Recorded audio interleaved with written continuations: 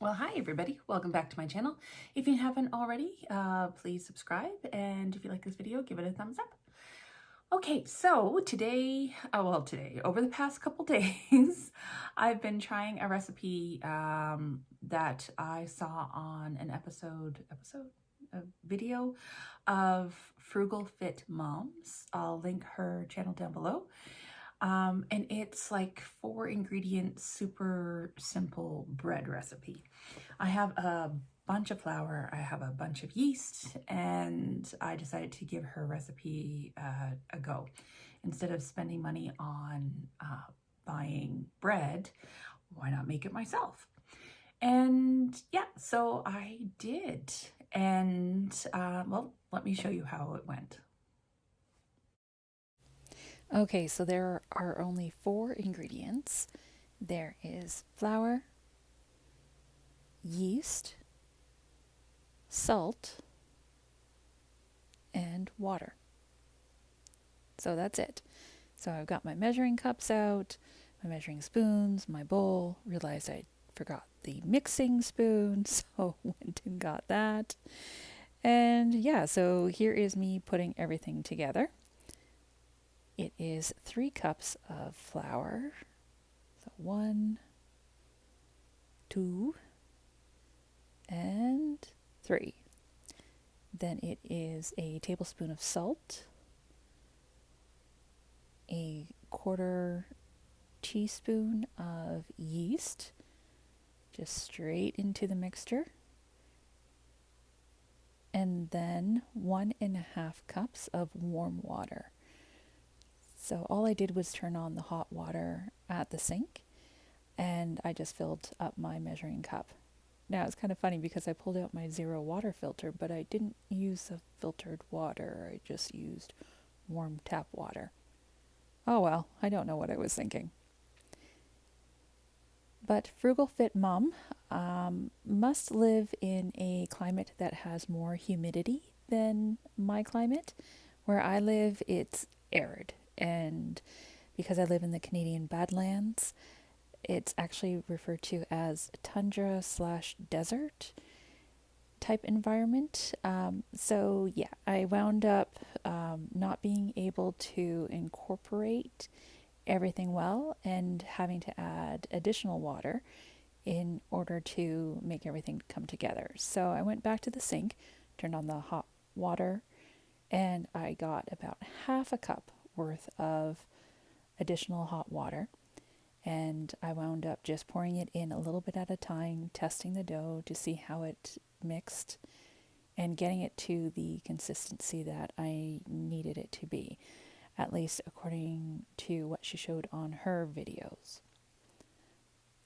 So here I am showing you that it's still kind of raggy and just not quite where it needs to be, and adding more water. So in the end, I used about, instead of 1.5 cups of warm water, I used 1 3/4 cups. Maybe a slightly more than that, but approximately there. Once I got it looking to where I thought it should be, I just stopped. Yeah, I went, yeah, there, yeah, okay, I think that's about it.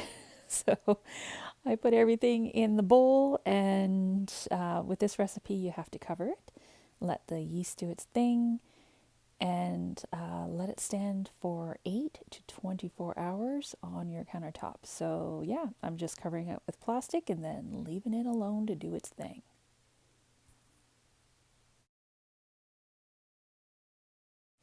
So approximately 10 hours later, I had to turn on all the lights because it was evening and it was dark.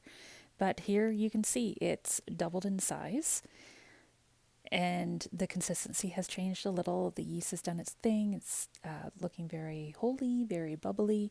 So I was going to get it out on the counter and just kind of shape it and whatnot to put it into my pan. And you can see here, there's my loaf tin. But I put my fingers in the dough, and it's like, even though my hands are floured, it's a little too sticky to work with by hand. So I got my spatula instead, and as you can see here, I'm just kind of moving everything down and over, just loosening it up so I can plop it on the counter. because the dough is quite loose. It's not like a batter, it's not that loose, but yeah, for a bread dough, it is loose. So I just kind of tried to shape it. I haven't worked with this type of dough before.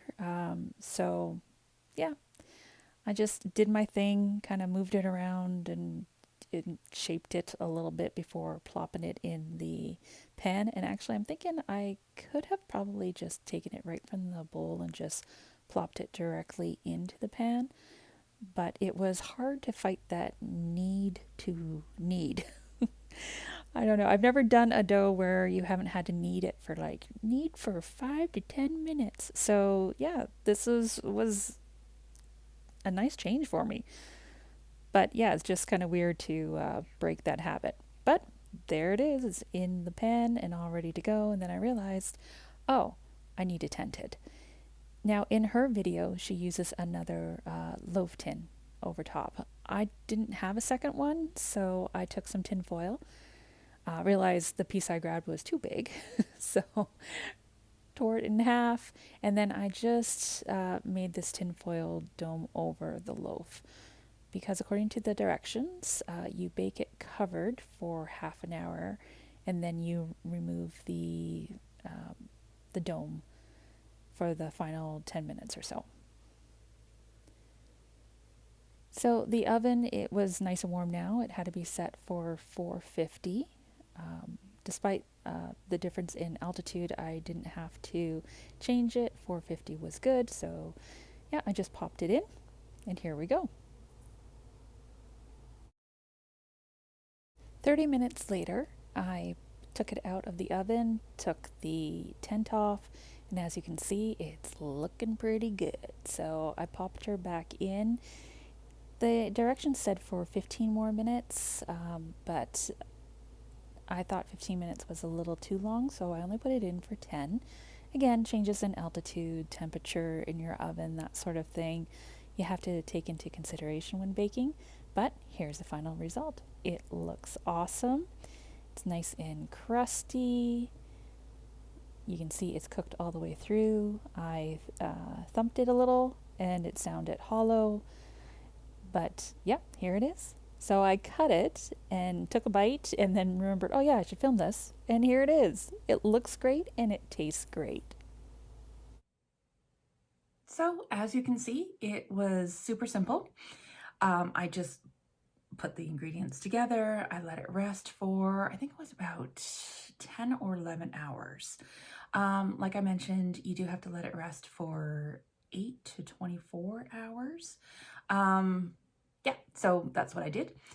It turned out, and as you saw in the video there, I did have to add a little bit of water, extra water. So the recipe calls, and I'll link the recipe down below. The recipe calls for 1.5 cups of warm water. I wound up using about 1.75 cups, maybe closer to 3 cups, or not 3 cups, closer to 2 cups. Just because where I live, it's arid. We are classified as desert slash tundra, so we don't have a lot of moisture here. I do a lot of pot simmers. Yeah, throughout the year, actually, not just in winter. And winter is particularly bad, but you'd be surprised how dry it gets here even in summer. So that's what I did.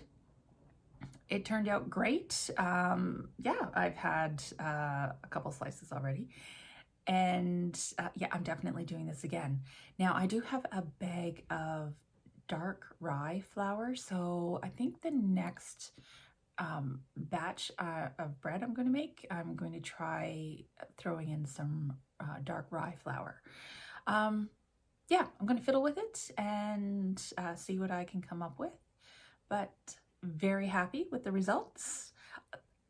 Yeah, and it's going to save me a fortune because now that I'm baking my own bread, it's way cheaper to bake a loaf of bread than it is to buy a loaf of bread.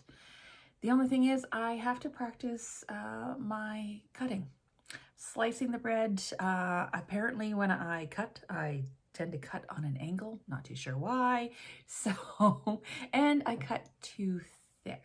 So I have to learn how to cut the slices of bread better.